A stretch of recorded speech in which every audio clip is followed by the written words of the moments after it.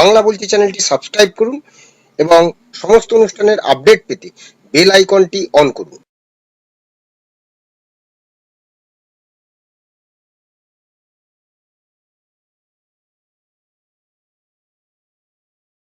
নমস্কার, বাংলা বলছি চ্যানেলে আপনাদের স্বাগত। 90 পেরিয়ে প্রথম দফার নির্বাচন, হয়রান দুই শিবির, শাসক বিরোধী। কার বাক্সে গেল ভোট? হয়রান দুই শিবির। সামনে হয়তো তারা দাবি করছে গেরুয়া শিবির তারা সরকার করবে, অন্যদিকে মমতা বন্দ্যোপাধ্যায় তিনিও বলছেন যা ভোট হয়েছে আমি মানুষের যা মন বুঝি তাতে আমাদের পক্ষে ভোট হয়ে গিয়েছে, আমরাই সরকার করছি।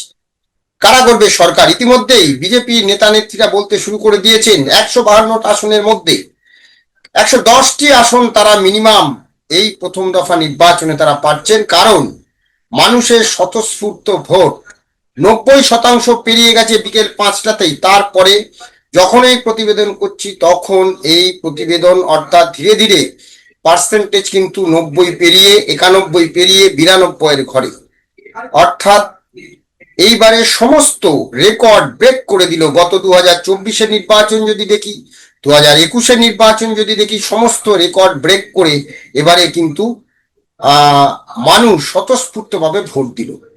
এখন প্রশ্ন, নির্বাচন কমিশন কতটা সফল? হ্যাঁ, নির্বাচন কমিশন 100-তে যদি বলা যায় 95 নম্বর তারা পাবে, 90 নয় 95 নম্বর পাবে। কারণ আজকে সংবাদ মাধ্যম খুঁজে বেড়াচ্ছিল কোথায় রক্ত, কোথায় রক্ত, কোথায় রক্ত। রক্ত কোথাও খুঁজে পাওয়া যায়নি। দুই একটি বিক্ষিপ্ত ঘটনা ছাড়া আর কিন্তু কোনো ঘটনা সেভাবে বড় কোনো ঘটনা সামনে আসেনি। একমাত্র সংবাদের শিরোনামে ছিল রেজিনগর, দুটি কেন্দ্র, হুমায়ুন কবিরের সেই দুটি কেন্দ্র, যে দুটি কেন্দ্র কিন্তু একটা ছিল নওদা, একটা ছিল রেজিনগর। নওদাই একমাত্র সংবাদের শিরোনামে ছিল। বাকি যদি দেখা যায় ছোটখাটো বিক্ষিপ্ত ঘটনা উত্তরবঙ্গের কিছু জায়গা এবং দক্ষিণবঙ্গের মুর্শিদাবাদের যে ডোমকলের যে ঘটনা দিয়ে নির্বাচন শুরু হয়েছিল, তারপরে কিন্তু আর কোনো কিছু সেভাবে পাওয়া যায়নি। এবং যে যে ঘটনাগুলো ঘটেছে সমস্ত ঘটনা কিন্তু খুব দ্রুত কিন্তু নির্বাচন কমিশন তাদের বিরুদ্ধে ব্যবস্থা নিয়েছে। কোথাও আমরা দেখেছি জলপাইগুড়ির একটি কেন্দ্রে, কুমারগঞ্জ সম্ভবত, সেখানে ফলস ভোটার ধরায় বিজেপি প্রার্থীকে মারধর করছে তৃণমূল সমর্থকরা, তাদের বিরুদ্ধে ব্যবস্থা নিয়েছে নির্বাচন কমিশন। বীরভূমের একটি ঘটনা, সেখানেও আমরা দেখেছি যে বিজেপির যে এজেন্ট, নির্বাচনী এজেন্ট, তাকে মারা হয়েছে, তাকে হাসপাতালে ভর্তি করা হয়েছে।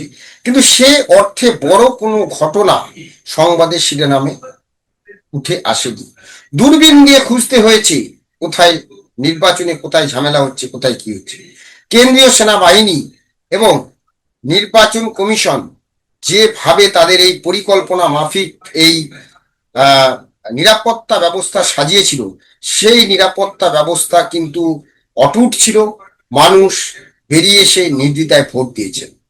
এইবারে যে এত শতাংশ ভোট কি করে হয় তার যদি চুলচেরা বিশ্লেষণ করা যায় আগামী দিনে, এত দ্রুত হয়তো বিশ্লেষণ করা যাবে না, কিন্তু যে বিষয়গুলো নজরে এসেছে তাদের মধ্যে অন্যতম হচ্ছে এসআইআর এর কারণে কিন্তু এই ভোট অফ পার্সেন্টেজের দ্রুত বৃদ্ধি পেয়েছে। আমরা যদি দেখি সকাল 9টায় প্রথম যে 7টা থেকে ভোট শুরু হয়েছে, সকাল 9টা পর্যন্ত যে ভোট পার্সেন্টেজ ছিল, সেই ভোট পার্সেন্টেজ যখন 11টায় এসছে ডবল হয়ে গেছে। সেটা যখন 1টায় সেটা আরো দ্বিগুণ, মানে 3 গুণ হয়েছে প্রথম থেকে। 5টায় সেটা গিয়ে আমরা দাঁড়াচ্ছে 3টে, তারপরে 5টা। অর্থাৎ যত সময় গেছে আমরা দেখেছি ততই যেন দ্রুততার সঙ্গে বেড়েছে। যেরকম 18% মুর্শিদাবাদে যদি সকাল 9টায় যে ভোট পড়েছিল, ওভারঅল ছিল প্রায় 19%। শুধু মুর্শিদাবাদ নয়, সমস্ত জেলা মিলিয়ে 19% ছিল।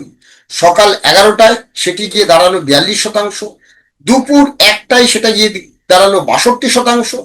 দুপুর 3টেই সেটি গিয়ে দাঁড়াচ্ছে 79%, প্রায় 80%-এর কাছাকাছি, এবং 5টায় সেটি গিয়ে দাঁড়িয়েছে 90%, এবং 5টার থেকে 6টায় সেটা কিন্তু এখনো পুরোপুরি আমরা প্রতিবেদন যখন করছি তখন কিন্তু জানা যায়নি। কিন্তু এই যে লাফিয়ে লাফিয়ে এই যে ভোটের হার পার্সেন্টেজ যে বেড়েছে, এর পেছনে অন্যতম কারণ কিন্তু এসআইআর। তার অনেকগুলো ফ্যাক্টর। প্রথম ফ্যাক্টর যেটা হচ্ছে এসআইআর এর নাম বাদ যাওয়ার ফলে একটা অঙ্ক কিন্তু কাজ করছে, যেখানে আগের বারে হয়তো 80% ভোট পড়লেও এবার সেটা 88% হয়ে গেছে সেম ভোট পড়লেও। কেন? তার একটা কারণ বোঝাচ্ছি। ধরুন কোনো বিধানসভা নির্বাচনে যদি আমরা দেখি যে সেখানে মোট ভোটার ছিল 3 লক্ষ। এবার সেখানে মোট ভোট পোলিং হয়েছিল 80%, যদি আমরা ধরি, অর্থাৎ 2,40,000 ভোট পড়েছে, পোল হয়েছে। এইবারে এসআইআর এই 3 লক্ষ ভোট কেটে হয়ে গেছে 2,70,000, অর্থাৎ যদি আমি ধরি 10% ভোট বাদ গেছে, তাহলে এই 10% ভোট বাদ গেলে তাহলে মোট ভোটার থাকছে 2,70,000, অর্থাৎ 30,000 ভোটার বাদ গেছে। এই 2,70,000 যখন হচ্ছে, তার যদি 80% করি তাহলে কিন্তু ওই বেশি, অর্থাৎ দেখাচ্ছে যে ওই 2,40,000 যদি ভোট পড়ে তাহলেও কিন্তু দেখা যাচ্ছে 80%, মানে আগে যে 80% অর্থাৎ 2,40,000 হয়েছিল, এখন যেহেতু ভোটটা কমে গিয়ে মোট ভোটার কমে গেছে, সেটা কিন্তু সেই পার্সেন্টেজ দ্রুত 7-8% বেড়ে গেছে। তো এই অঙ্কটা কিন্তু কাজ করেছে এবারের এই নির্বাচনে। ভোট পার্সেন্টেজ বাড়ার একটা বড় কারণ হচ্ছে এটা। দ্বিতীয়ত হচ্ছে মানুষের যে মনস্তাত্ত্বিক একটা ব্যাপার ছিল, যে এবার এসআইআর দেখা গেছে যে একই পরিবারের হয়তো 5 জন সদস্য, তাদের 3 জনের নাম আছে, 2 জনের নাম নেই। তারা লজিক্যাল ডিসক্রিপিয়েন্সি ছিল, সেখান থেকে যখন তারা বিবেচনাধীন ভোটার ছিল, সেখান থেকে বিবেচনা করে হয়তো 2 জনের নাম ওঠেইনি, তো তাদের ট্রাইব্যুনালে যেতে হয়েছে। বা ট্রাইব্যুনালে তো এখনো সেভাবে নাম ওঠেনি। ফলে যেটা হয়েছে যে এই 3 জন ভোটার, তারা যাতে ওই 2 জনের ভোটের তো নাম নেই তার পরিবারে, কিন্তু এই 3 জন আর এবারে কিন্তু অনীহা করেনি, তারা কিন্তু দ্রুত গিয়ে ভোটটা দিয়েছে। আমরা দেখেছি যে সকাল থেকে যে পরিমাণ মানুষ ভোটের লাইনে দাঁড়িয়েছেন, বিশেষ করে মহিলা। আমরা জানি যে সকালবেলা কিন্তু মহিলাদের ভোটটা খুব কম পড়ে, কারণ হচ্ছে মহিলারা ঘরের কাজকর্ম সেরে তারা ওই 9টা-10টার পরে ভোট দিতে ভালোবাসেন, তারা যান। তো এবারে কিন্তু তা হয়নি, এবারে সকাল থেকেই কিন্তু মহিলাদের ভিড় ছিল চোখে পড়ার মতো। ফলে এসআর এর এই যে পর্বে মানুষের নাম যে বাদ গেছে এবং যারাদের রয়েছে তারা কিন্তু আগে গিয়ে ভোটটা দিয়ে দিয়েছে, সেটা যেমন একদিকে তেমন হচ্ছে। আবার যদি দেখা যায় যে বহু মানুষ ছিলেন যারা, বিশেষ করে যারা বাঙালি, যারা একটুখানি ভয়, কোনো ঝামেলা এসবে থাকেন না, কি হবে ভোট দিয়ে, অনেকেরই এরকম একটা অনীহা থাকতো। এসআর এর কারণে কিন্তু তাদের এই অনীহা চলে গেছে। তারা কিন্তু ওই আয়েশ করে মাছ ভাত বা মাংস ভাত খেয়ে একটা দিন নিখাত ছুটি কাটানো, এই যে বিষয়টা ছিল প্রতিবারে, যে ভোট দিতে যাচ্ছি করে হয়তো বিকেলে যাব, 4টেই যাব, গেলই না ভোট দিতে, এই যে পার্সেন্টেজ অফ ভোট একটা ছিল, তারাও কিন্তু এবারে ভোট দিয়েছে। সেই সঙ্গে আরেকটি বিষয় মনে রাখতে হবে, যে এই যে মদের দোকান বন্ধ করে দেওয়া হয়েছে ভোটের আগে, এতদিন আগে হঠাৎ করে মদের দোকান বন্ধ করে দিয়েছে। এবং নির্বাচন কমিশন আর আবগারি দপ্তরের মধ্যে তা নিয়ে টানাপোড়েন চলছে, কে বলেছে, কবে বলেছে এত তাড়াতাড়ি মদের দোকান বন্ধ, সেটা পরের বিষয়। কিন্তু এইটাও ভোটে একটা এফেক্ট পড়েছে। যারা ধরুন এই একটুখানি ছুটির দিন সকাল থেকে একটুখানি বসে আয়েশ করে খাওয়া দাওয়া, তারপরে গিয়ে বাড়িতে একটু রেস্ট নিয়ে বিকেলে ভোট দেওয়া, এই ব্যাপারটা ছিল, তারাও কিন্তু এই যে মদের দোকান বন্ধের ফলে তারাও কিন্তু ওই উপোস ছিল বলা যায়, তারাও আর ওই কোথাও বসার সুযোগ নেই, অতএব চলো গিয়ে তারাও ভোটটা দিয়েছে। জমায়েত করা যাবে না, কোথাও কিন্তু সেভাবে জমায়েত হয়নি। তাই তার সঙ্গে তীব্র গরম, বাড়িতেই সবাই ছিল, তাই সকলেই চেয়েছে যাবো, ভোট দেবো, চলে আসবো। তো এই অনেকগুলো বিষয় কিন্তু ফ্যাক্টর কাজ করেছে। সেই সঙ্গে এইবারে কিন্তু জেন জি, তারা অর্থাৎ নতুন প্রজন্মের যে সমস্ত ভোটার, তারাদের প্রচুর নাম উঠেছে। তারাও কিন্তু এবারে যাতে এই রাজ্যের যে সরকার, এ রাজ্যে সরকারের প্রতি তাদের কিন্তু বড় অংশ, বৃহৎ অংশ, তারা কিন্তু বীতশ্রদ্ধ। বিশেষ করে শিক্ষা দুর্নীতি, চাকরি দুর্নীতি যেটা হয়েছে, শিক্ষা এবং চাকরি দুর্নীতিতে তারা জানে যে হয়তো আমরা যুবসাথী পাচ্ছি, কিন্তু আমাদের ভবিষ্যৎটা কি। তাই তারা কিন্তু তাদের ভোটটা এবার নষ্ট করেনি, তারা কিন্তু ভোটের বাক্সে তার প্রতিফলন ঘটিয়েছে। অর্থাৎ সার্বিকভাবে যদি দেখা যায়, এসআর এর কিন্তু অনেকগুলো ফ্যাক্টর ছিল, সেই ফ্যাক্টরটা এই ভোট অফ পার্সেন্টেজ বাড়ার একটা বড় কারণ। সেই সঙ্গে এবার কথা হলো যে এই ভোটটা কার বাক্সে যাচ্ছে। দেখুন, যদি আমরা বিশ্লেষণ করি যে এসআর পর্বে খসড়া তালিকায় প্রথম বাদ গেছিল 58,20,000 সামথিং। তো এই 58,20,000-এর সঙ্গে পরে আবার যাদের ডাকাডাকি করা হয়েছিল তারাও আসেননি, সেটাও ছিল প্রায় 5.5 লক্ষ মতো। প্রায় 64 লক্ষ ভোটারের নাম বাদ গেছে প্রাথমিক পর্বেই। এই 64 লক্ষ ভোটার কারা? তাদের মধ্যে 26 থেকে 27 লক্ষ ভোটার ছিল যারা হচ্ছে যে তাদের কি ছিল না, তারা এই 26 থেকে 27 লক্ষ, এটা হচ্ছে মৃত ভোটার। দ্বিতীয়ত হচ্ছে যে স্থানান্তরিত, অর্থাৎ এক জায়গায় তারা ছিল, হয়তো বহু জায়গায়, বিশেষ করে শিল্পাঞ্চল এলাকাগুলোতে দেখা গেছে যে বহু জায়গাতেই যে মানুষ হয়তো এখানে কাজ করতো, তারা চলে গেছে, তাদের নাম এখন অন্য বিহার, ইউপি, হ্যাঁ, সেই জায়গাগুলোতে তারা চলে গেছে, কিন্তু তাদের নামগুলো রয়ে গেছে, তাদের ভোটার কার্ডগুলো নিয়ে নেওয়া হয়েছিল। তো ফলে তাদের যে ভোটটা, এটা কিন্তু কাটা হয়নি, ফলে তাদের ভোটটা কাটা গেছে। এরপরে দেখা গেছে যে ডাবল এন্ট্রি, অর্থাৎ বহু জায়গায় নাম, বহু জায়গায় নাম রয়েছে, হয়তো দেখা গেল ভাঙড় বিধানসভায় রয়েছে, আবার দেখা গেল মহেশতলায় রয়েছে, আবার দেখা গেল জলপাইগুড়িতে রয়েছে, একই নাম বিভিন্ন জায়গায় রয়েছে। তো এই যে বিষয়গুলো ছিল, এখান থেকে কিন্তু এই যে ভোটার, এগুলো হচ্ছে বলা যায় ফুতুরে ভোটার, এই ভোটগুলো কিন্তু শাসক দলের পক্ষেই যেত।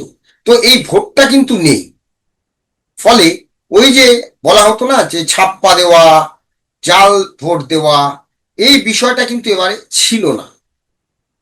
সেটা যেমন একদিকে, তেমন আরেক দিকে যদি আমরা দেখি যে তাহলে 27 লক্ষ লজিক্যাল ডিসক্রিপিয়েন্সির পরে যে বিবেচনাধীন ভোটার ছিল 60 লক্ষ, তার থেকে 27 লক্ষের নাম কিন্তু বাদ গেছে। 27 লক্ষের একটা বড় অংশ, 65% কিন্তু মুসলিম প্রভাবিত অঞ্চলের ভোটার। তো এই জায়গাটা থেকে যদি আমরা দেখা যায় যে এই মানুষগুলো তো ভোট দিতে পারেনি, কিন্তু যাদের নাম ছিল তারা কিন্তু ভোটটা দিয়েছেন। তাই এই ভোটটা কার বাক্সে গেল? এই যে 27 লক্ষের যে পরিবার, বা 27 লক্ষ যে ভোট দিতে পারেনি, তাদের মধ্যে কতজন অনুপ্রবেশকারী, তাদের মধ্যে কতজন রোহিঙ্গা, এটা কিন্তু জানা যায়নি। দ্বিতীয়ত হচ্ছে যে এদের পরিবারের, হয়তো এক পরিবারের 5 জনের মধ্যে 3 জনের নাম আছে, 2 জনের নেই, তা তারা ভোটের লাইনে দাঁড়িয়েছিল, ফলে 3 জনের নাম উঠেছে, 2 জনের নাম ওঠেনি।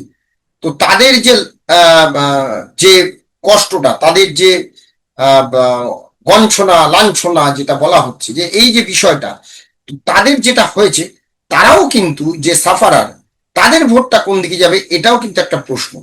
তো প্রশ্ন হচ্ছে যে ওই যে 64 লক্ষ যে ভোটারটা, এই ভোটারটা কাদের ছিল? এই ভোটারটাই কিন্তু একটা বড় ফ্যাক্টর ছিল এ রাজ্যের নির্বাচনে। এই ভোটারটা না থাকার ফলে শাসক দলের কতটা লাভ আর বিরোধী দলের কতটা, শাসক দলের কতটা ক্ষতি আর বিরোধী দলের কতটা লাভ, সেটা কিন্তু 4 তারিখে হলেই বোঝা যাবে। আরেকটা জিনিস যেটা, যে এই যে ভোটটা 64 লক্ষ, যদি হিসেব করে দেখা যায় 2021 আর 2024-এ যে ফারাকটা বিজেপি এবং তৃণমূলের মধ্যে ছিল, অর্থাৎ তৃণমূলের বেশি ছিল, খুব বেশি হলে ওই 50 থেকে 60 লাখের মধ্যে একটা ফারাক ছিল, এক্সাক্ট ফিগারটা আমার মনে নেই।